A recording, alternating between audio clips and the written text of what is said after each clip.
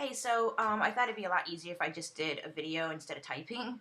Taking a look at your book, a couple things that I see that you could make tweaks like right away that'll improve your sales and everything almost instantly. So first thing that I notice is I'll just go right to the cover. The covers, while the book is here, and I see a lot of speed reading books that look this way.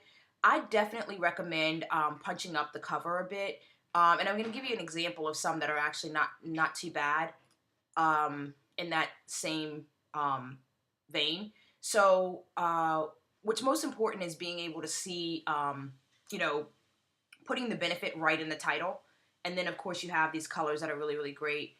It indicates speed reading. You have a time thing here, that sort of, and the books here.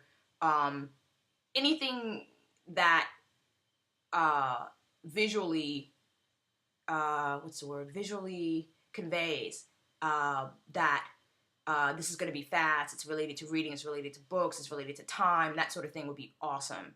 Another one that I noticed that's kind of cool is one up here, and this kind of looks exactly like. I mean, it looks like he used the same book, except speed reading is huge. And then you get, exactly what your benefit is. Benefit always needs to be in the title. What it is, and what it is, and what I'm going to get from it. So this is a really, really good example. So with that, just that slight tweak, you have a great title, proven tips to triple your reading speed and save you 2 months a year. I view two as, the number two, at least on the cover. And, just using that example, I would go out to Fiverr. Fiverr has quite a few great gigs. And I'll show you one person that I use here.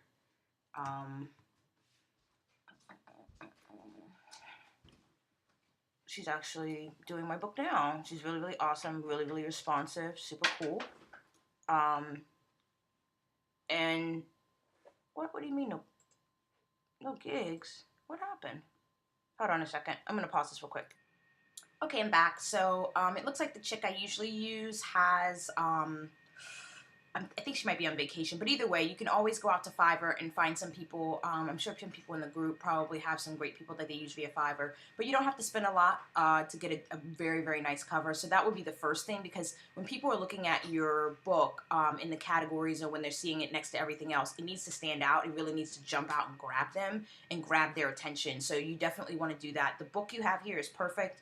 I just punch up the cover. The next thing that I notice is the reviews. I think you mentioned that you wanted to have the reviews happen organically, but when it comes to running promo days, you get more downloads if you have more reviews, because then it's like it's tested. It's, you know what I mean. So people see it and they trust it more. They trust your book more. Even though it's free, they could just take a chance on it, but they won't bother if other people haven't taken the chance before them and spoken about it. So I try to have 10 to 15 reviews before I do a free promo day, and I just do review swaps. Some people will say that's not right, you can't do that. Like I said, I personally see, and while it's against Amazon terms of service, I still read the books, blah, blah, blah. I actually have a virtual assistant do the stuff for me because I don't really have the time. But I see it as being no different than what big publishing companies do when they go to someone that's trusted in the industry or the market that the book is in, that has a notable name, and they get them to write the forward, and they get them to write reviews for the back cover. It's no goddamn different.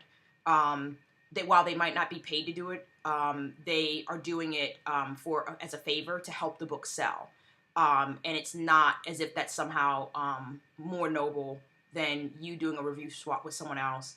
So it's essentially, that's the first thing that I would say. The second thing, or third thing, get a CreateSpace version of your book put up here. And so you basically just go into CreateSpace, and you'll be able to then have another price up here. Looks like this other guy doesn't have it either, but I'll show you exactly what it looks like. And it looks really cool when you do it right. Doesn't look like anybody has CreateSpace up here. What is wrong with these people? Hold on a second. They may not know to do this. So the best thing to do, honestly, is to have that there because it's a great. I'll look up my book.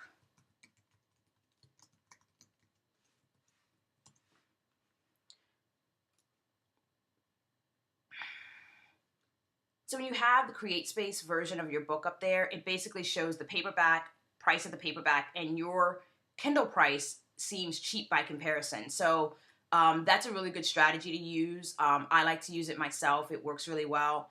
And also make sure that I imagine that your price is tested, but try taking your price down a bit and seeing and playing around with it to see what your market actually is willing to pay for. That's another strategy that you could employ. But let's see. So there's that. Ooh, yeah. I noticed your book description. I think it's great you're using the HTML. I'm gonna show you. It's called it's called AIDA.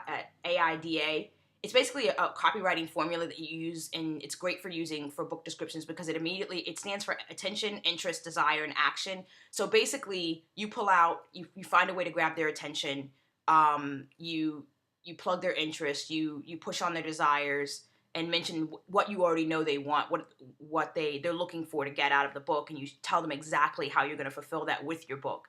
And then the action would be to go and buy the product and go and buy the book. It's pretty short and simple. You can actually use copy that's halfway decent that you've seen on other people's pages and essentially just modify it for your purposes. So that's what I did with this one. I know Patrick, and I was kind of dreading writing a description, even though I know how to write copy. But I basically just took his framework here and went through, and this is his action, here's his desire, here's his call to action. Here's his attention up here, desire, and then the call to action down here. So that's a great way to do it. And that's what I would definitely do. Just put a little bit more copy in here. And then from there, as I mentioned, I'm not sure if you have, I imagine you have your book in a category, but for some reason, the link you sent doesn't actually show them. So I would definitely get into this, study guides, education, teaching, category, because that will help you rank better. I guess that's basically it. The other thing that you can do, last thing, with this review, you can actually ask people, friends, whoever, to vote this down. So let me see what profile. I'll go ahead and vote this down. If you vote down, negative reviews, they'll kind of not weigh as heavily on your overall rating. But just get a few more reviews up there. There's a couple different groups you can get into that will help you with review swaps. One great way to get those is if you're already advertising your book through through Facebook groups and so forth, like the 99-cent groups or author groups or whatever, just start giving people reviews and let them know, hey, love to do, here, I just reviewed your book, and give them a link to yours and just follow up with them and make sure that they review yours back, and you'll have your reviews in no time. It's a much better way than just putting your book out there and hoping that somebody reviews it.